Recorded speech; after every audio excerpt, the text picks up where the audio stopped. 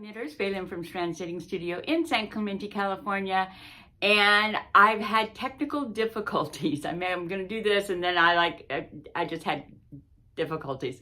So I'm going to do an encore video this week. So I'll do the same one I did last week with the same the things that are the classes. So you'll have the classes, and then I'm going to talk about mindful knitting, which I did about, I don't know, 6, 8, 9 months ago. And so I'm going to put that in here to remind you about mindful knitting because it's really a cool thing. And hopefully next week I'll be live for the whole video. So maybe next week I'll be live for the whole video. So stay tuned.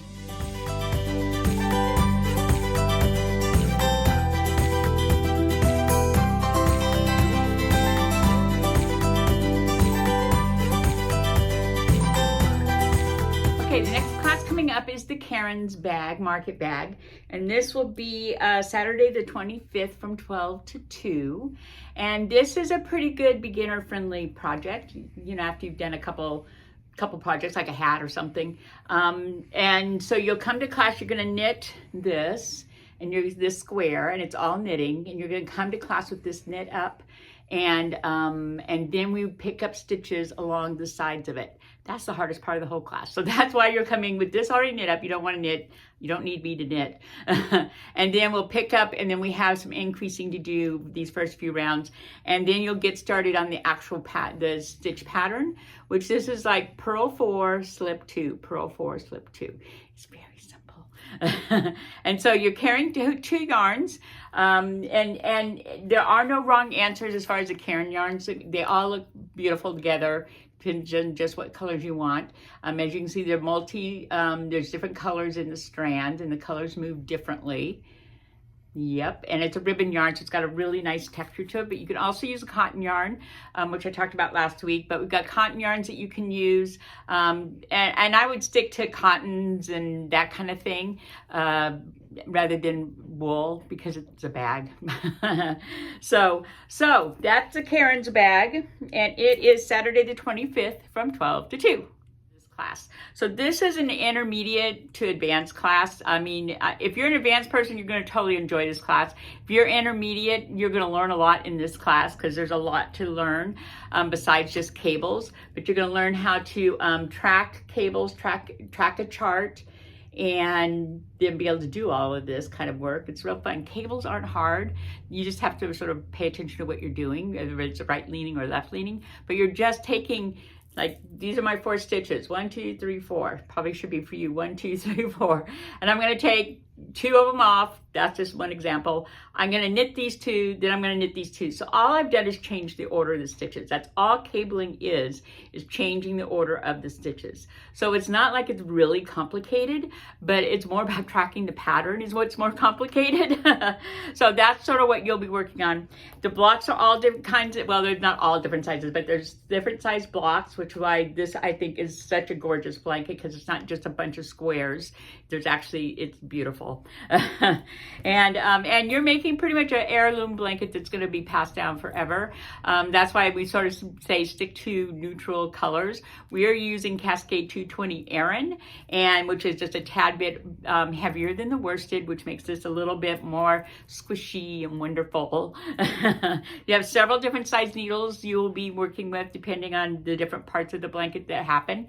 And and you're going to need either an iPad or a notebook of some sort that you can put an app on, and that's where the pattern's going to live. And I think I'm going to try to put up something I recorded before about this, you know, about the app and having it on your device. Like I use nothing but my device, my iPad, for all my patterns. One, they're all downloaded on my iPad, so I can always pull them up. 2, it's like you can enlarge things. Just think of how you're on a computer. You can go like this and everything gets bigger. Well, like just even your regular knitting rows that get bigger. You can highlight, the highlighter moves, you can make notes, you can sort of move the page to help you track. I think it's the best thing in the world. You're not dealing with papers that get all crinkly and yucky and like, forget it. So I use my device all the time. I highly suggest you use your device all the time because it really is a game changer as far as pattern reading goes. But anyways, for this class you have to, because you cannot enlarge this pattern enough, and keep it dark enough to where you lose your grid lines. So, it's like a graph paper. So you lose your grid lines, and you cannot do this pattern if you lose your grid lines. So that means you're pretty much working on the size it is, which is tiny. And so it's just as a whole different experience using the digital version of it compared to paper versions of it. And yes, I'm going to pretty much insist that you do this.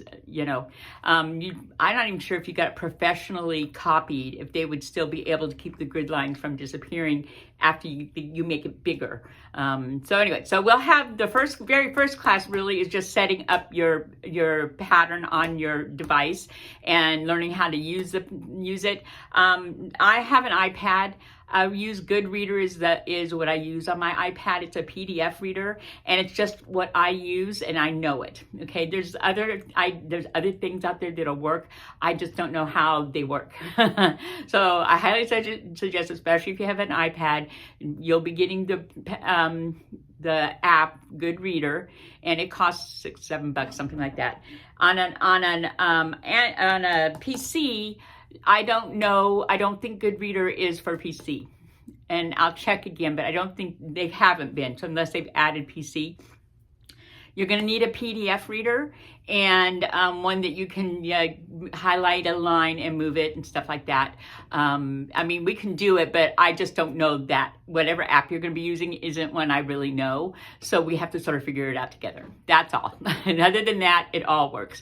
So you're going to have that, and I will let you know as soon as I know when we're going to be able to start class and when our yarn is in. Now, if you're not going to want to use the cream color, and you want to do this, but you want a different color, you need to come in and pick your color so that Christine can go ahead and get those other ones ordered. You're going to need 20 Okay, so the yarn is in the warehouse, so we can get yarn. So you need to call in or come in and pick your color. If you're changing cream, you can call in if you're using the cream and prepay for the blanket. And our first class is going to be May 3rd, which is the setup class where you'll learn how to set up your pattern on your iPads, and also how to start with the I-cord start. The first thing you do is an I-cord, so to be able to cast on your I-cord and get that sort of going. And that will be our first class. The second class will be May 17th, and that will be the actual start of the first block. So that's that. Now, this class is not an every month class. It'll be like the first 3 months or so will be once a month.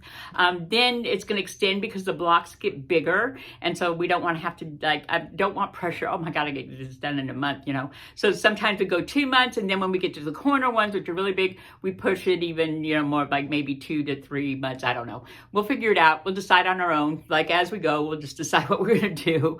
But the first couple of classes will be like 3 months in a row, once. Yeah. So we'll do closer. These first ones we'll do closer, and as we go, the classes are going to spread out. That's what I'm trying to say. So call us, email us, let us know if you're interested so that I can have you down on the list. Right now I have about 6 people, I think, 6 or 7 people. Perfect number. And so join us if it's at all interesting. It's beautiful. It's so much fun. Everybody did this the last time we did this class. Everybody finished their blankets, and they're beautiful, and they really, really enjoyed the whole process. So I hope you'll join us. Okay, mindful knitting. So knitting actually has, because we are crossing your midline when you're knitting, you're doing stuff that actually crosses your midline, that has an effect on your body, and it actually relaxes your body. And so actually knitting on something that you're just knitting, not something you're trying to learn, or a pattern that you're trying to get or anything like that, but just knitting something that is brainless, you're not thinking about it, actually puts your body into a clinical state of relaxation. A clinical state of relaxation. Proven. scientifically proven. So it is truly amazing, and most of us know, like if you knit a lot, you already know this, but now you know it's actually real. It's not just, oh, you know, it makes me relax, but it actually does relax your whole body. It can stop the thoughts from going. It can actually lower blood pressure, can actually lower your heart rates. It can do so many things. But you sort of need to be in your space and knit quietly. So I sort of suggest, I mean, you don't really, because you can be at an airport. Like the best place to knit is at an airport, because that is always stressful. And to sit down and knit at the airport and just like, you just go, phew, okay, I'm here. Whatever happens, it happens.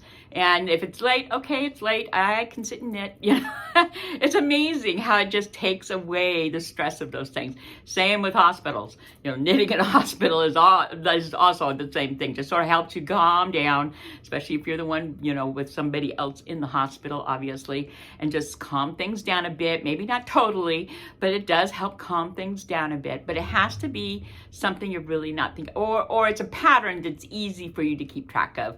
Like, you know, you're doing a checkerboard where you knit 4, purl 4, knit 4, purl 4, or something like that, or a rib stitch or whatever. So there can be something else going on, but you don't really have to think about it. You just sort of have to have one part of your brain sort of watching it to make sure you do, but the rest of you is relaxing. So it really works really, really well.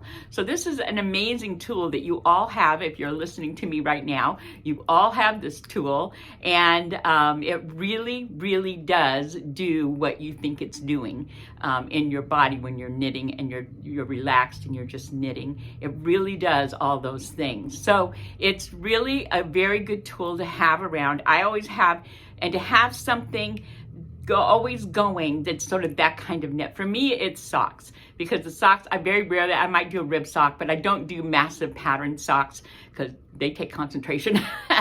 But a lot of it is just, you're just knitting in the round. And so for me, that's easy to always have with me. Also with like a shawl, also a baby blanket, a hot pad, dishcloths, you know, simple things, a scarf, a hat, you know, whatever works for you. That's what you could use. And it really, really does make a difference and can actually really affect your life. And especially when you're going through some really hard things, this really can get you calmed down so that you can like get yourself through whatever is happening.